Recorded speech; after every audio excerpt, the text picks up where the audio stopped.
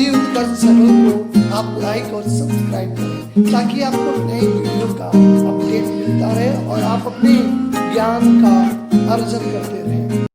प्रिय विद्यार्थियों, आज हम सभी कैदी और कोकिला पाठ के प्रश्न उत्तरों पे विचार करेंगे। एनसीईआरटी बुक के सभी प्रकार के प्रश्न, चाहे वो ज्ञानात्मक हो, बोधात्मक हो, रचना या अभिव्यक्ति के हो, सभी प्रश्नों पे हम विचार करेंगे। तो पाठ्यपुस्तक के पहला प्रश्न इस प्रकार है। पहला प्रश्न, कोयल की कूक सुनकर कवि की क्या प्रतिक्रिया थी? यानी कवि ने जब कोयल की कूक को सुना तो उसकी क्या प्रतिक्रिया थी? प्रश्न का उत्तर इस प्रकार है।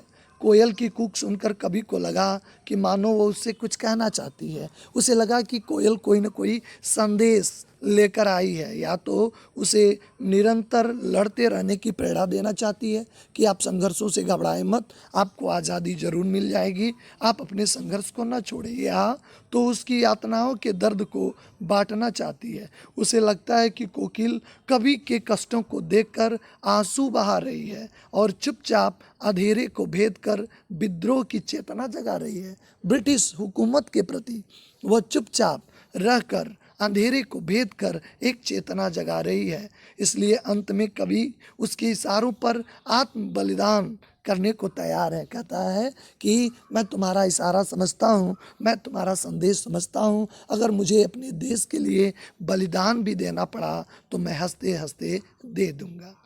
प्रश्न संख्या 2 इस प्रकार है कि कवि ने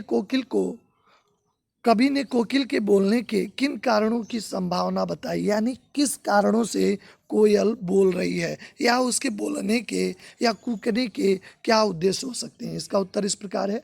कवि ने कोकिल के बोलने पर निम्नलिखित कारणों की संभावना जगाई है।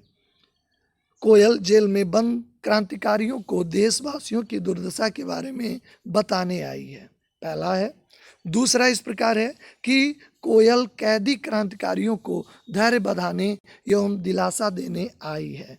कोयल कैदी क्रांतिकारियों के दुखों पर मरहम लगाने आई है, यानी उनके दुख बड़े गहरे हैं, उस पे वह मरहम लगाने का प्रयास कर रही है। कोयल पागल हो गई है जो आधी रात में चीख रही है। कभी कहता है कि तुम बावली हो गई हो, तुम पागल हो गई हो, अर्धरात्रि सोने के लिए है, ये विचार करने के लिए नहीं है, आराम करने के लिए, लेकिन अर्धरात्रि में तुम बावली होकर क्यों बोल रही हो? इसका कोई न कोई कारण जरूर हो सकता है, इसका कोई न कोई उद्देश्य जरूर हो सकता है। प्रश्न संख्या 3 इस प्रकार है। किस शासन की तुलना तम के प्रभाव से की गई है और क्यों? इसका उत्तर इस प्रकार है। ब्रिटिश शासन की तुलना तम के प्रभाव से की गई है। ब्रिटिश शासन की तुलना तम के प्रभाव से की गई है क्योंकि ब्रिटिश शासकों ने बेकसूर भारतीयों पे घोर अत्याचार किया। उन्होंने स्वतंत्रता सेनानियों को कारागृह में तरह तरह की यातनाएं दी। उन्हें बैल कोल्हू की तरह जोता गया, यानी जो उनके पशुओं के जैसा व्यवहार होता है वो भारतीय क्रांतिकारियों को भी किया गया, उनके साथ किया गया। यानी इसलिए कभी उनके शासन को तम का प्रभाव कहता है, यानी अन्याय का प्रभाव वाला शासन कहता है। प्रश्न संख्या 4 इस प्रकार है। कविता के आधार पे पराधीन भारत की जेलों में दी जाने वाली, यानी भारत अब स्वतंत्र हो गया, अब जेलों की वो दुर्दशा नहीं है। आज भी सजाए याफ्ता व्यक्ति को लगता है कि हम जेल में हैं, लेकिन वह परेशानी नहीं झेलना पड़ता है जो स्वतंत्रता आंदोलन क्रांतिकारी थे। तो दोनों में क्या अंतर है? इसका उत्तर इस प्रकार है। पराधीन भारत की जेलों में भारतीयों को पशुओं की भांति रखा जाता था। उन्हें ऐसी यातनाएं दी जाती थी जिनको सुनकर रोंगटे खड़े हो जाते हैं। इनमें से कुछ निम्नलिखित हैं, यानी कौन कौन सी यातनाएं दी जाती थी। उन्हें ऊंची ऊंची दीवारों वाली जेलों में रखा जाता था। उन्हें 10 फुट की संकीर्ण सी कोठरी में रखा जाता था। उन्हें भरपेट भोजन भी नहीं दिया जाता था। जो पशुओं के कार्य थे, बैल कोल्हू, मोट चलाना आदि कार्यों से उन्हें कराया जाता था। उन्हें बात बात पर भी गालियां दी जाती थी। उन्हें तड़प तड़प मरने के लिए छोड़ दिया जाता था, यानी उन्हें एक बार फांसी की सजा न देकर उन्हें तड़प तड़प मरने दिया जाता था। प्रश्न संख्या 5 इस प्रकार है। भाव स्पष्ट करना है इस प्रश्नों में, यानी जो पंक्तियां आपने अध्ययन किया है उसका यहाँ पे भाव स्पष्ट करना है। इस तरह के प्रश्न परीक्षाओं में पूछे जाते हैं, इसलिए हर पंक्तियों का भावार्थ हमें समझना चाहिए, क्योंकि इसकी व्याख्या तो आपकी नहीं पूछी जाती, लेकिन हाँ इसके पैसेज के आधार पे, यानी उस पैसेज के आधार पे आपके प्रश्न होते हैं या किसी किसी पंक्तियों के भावार्थ भी पूछे जाते हैं। तो चलिए देखें प्रश्न संख्या 5वां का क इस प्रकार है, मृदुल वैभव की रखवाली सी कोकिल बोलो तो, यानी मृदुल वैभव की रखवाली सी कोकिल बोलो तो की पंक्तियों का भावार्थ बताना है। दूसरा, मोट खींचता हूँ लगा पेट पर जुआ, खाली करता हूँ ब्रिटिश अकड़ का कुआं। तो इसका उत्तर इस प्रकार है, पहले का कि कवि के अनुसार वैसे तो संसार में ही कष्ट है। संसार में लोग अधिक कल्पना करते हैं कि सुख है, तो उनकी सबसे बड़ी भूल है, क्योंकि इस संसार में केवल कष्टों का बस कष्टों से भरा ये संसार है।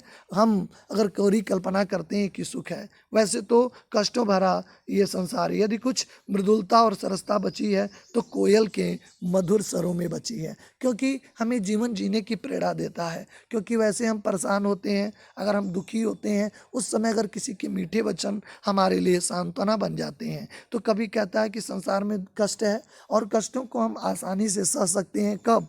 जब हम किसी मधुर ध्वनि को सुनते हैं। और वो मधुर ध्वनि किसके पास है? कोयल के पास है, क्योंकि कोयल मृदुलता की रखवाली करने वाली है। लेकिन कभी यहाँ पे पूछता, क्या तुम रखवाली मृदुलता की रखवाली करती हो? क्या तुम्हारा कोई उस वैभव को छीन लिया है या चोरी कर लिया है? आखिर वो जेल में अपना मधुर स्वर गुजा कर उसे क्या कहना चाहती है, क्या बताना चाहती है? ख ख का भावार्थ इस प्रकार है, क्योंकि मोट, क्यों मोट क्या होता है कि रहट जैसा होता था, जिसमें छोटी छोटी बाल्टियां लगी होती थी और कुएं से पानी निकालने का काम होता था। लेकिन पशु करते थे, पशु चलते थे और पानी की धाराएं गिरती रहती थी। लेकिन यहाँ पे इसमें जेल की असहनीय यातनाओं को झेलता हुआ कभी स्वाभिमान पूर्वक कहता है कि वो अपने पेट पर कोलू का जुआ बांध कर चरसा चला रहा है। आशय यह है कि उसे पशुओं जैसा सख्त काम लिया जाता है, फिर भी वो हार नहीं मान रहा है। इसे ब्रिटिश सरकार की अकड़ ढीली पड़ी है। अंग्रेजों को बोध हो गया है कि अब अत्याचार करने में वह सफल नहीं हो सकते हैं। कहता है कि मुझे इस बात की परवाह नहीं है कि मुझे मोट में कुएं की तरह कुएं का पानी निकालना जाता है। मैं ये मान के चल रहा हूँ कि ब्रिटिश की जो अकड़ है, मैं उसे ढीला करने का प्रयास कर रहा हूँ, उसे ख़त्म करने का प्रयास कर रहा हूँ। जो भी यातनाएं अंग्रेज़ों द्वारा दी जा रही हैं, मैं उसे सहर्षपूर्वक स्वीकार कर रहा हूँ, मैं उसे हर्षपूर्वक स्वीकार कर रहा हूँ। प्रश्न संख्या 6, अर्धरात्र में कोयल की चीख से कभी क्या अंदेशा लगाता है? अर्धरात्र में कोयल की चीख से कभी किस प्रकार का अंदेशा लगाता है? उत्तर है, आधी रात में कोयल की चीख सुनकर कभी यह अंदेशा होता है कि उसे भारतीयों के आक्रोश एवं असंतोष की ज्वाला देख ली है। भारतीयों की प्रतिकार को अंग्रेज समझ चुके थे। वो समझ चुके थे कि अब भारत में रहना बड़ा मुश्किल है, क्योंकि प्रतिकार अब तेजी से बढ़ रहा था।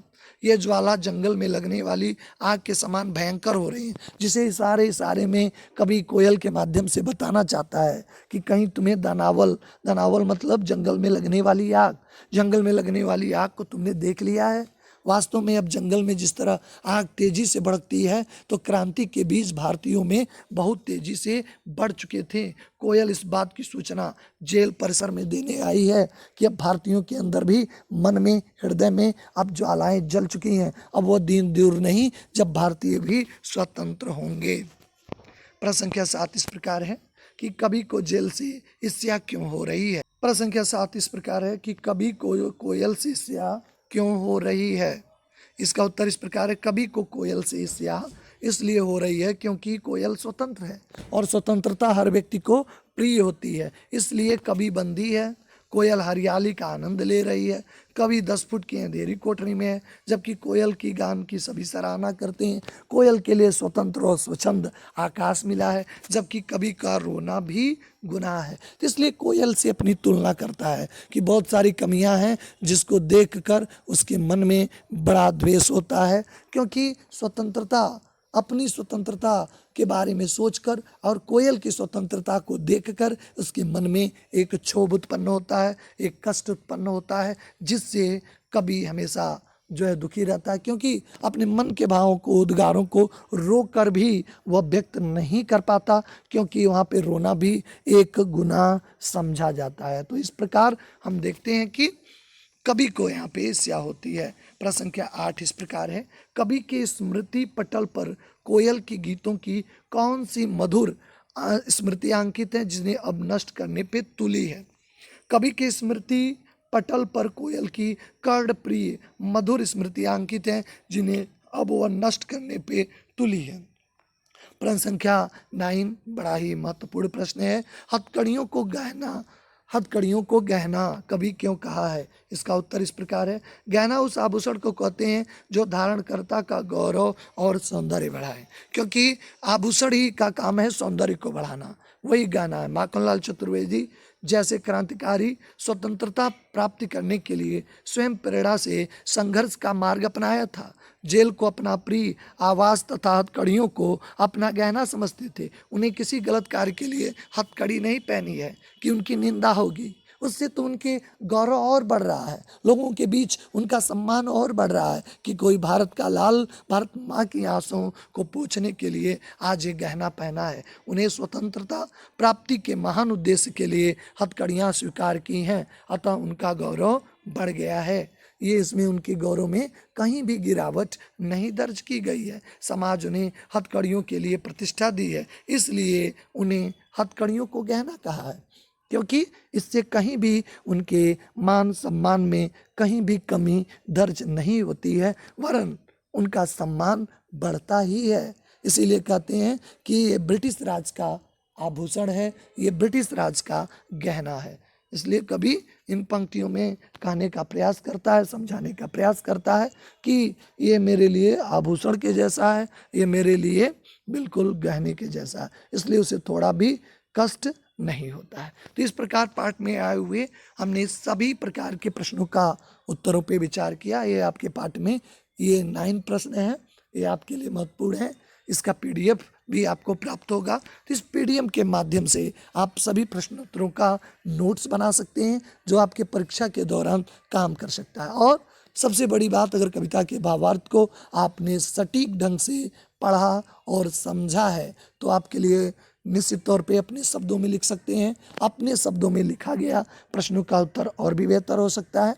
आप रटने की जगह समझने की वृत्ति का अगर विकास करते हैं तो निश्चित तौर पे आपके अंदर रटने की जैसी परेशानी का सामना नहीं करना पड़ेगा, न तो आपका समय नुकसान होगा, क्योंकि आप समझने की वृत्ति विकसित हो जाएगी। परीक्षा में जैसे ही प्रश्न पूछा जाएगा आप स्वयं से ही उत्तर दे सकेंगे। आशा है कि आपके सभी प्रकार के प्रश्नों का उत्तर समझ में आया होगा।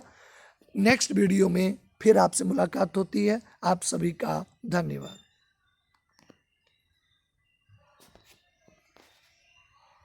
हिंदी उत्कर्ष चैनल को आप लाइक और सब्सक्राइब करें ताकि आपको नई वीडियो का अपडेट मिलता रहे और आप अपने ज्ञान का अर्जन करते रहें।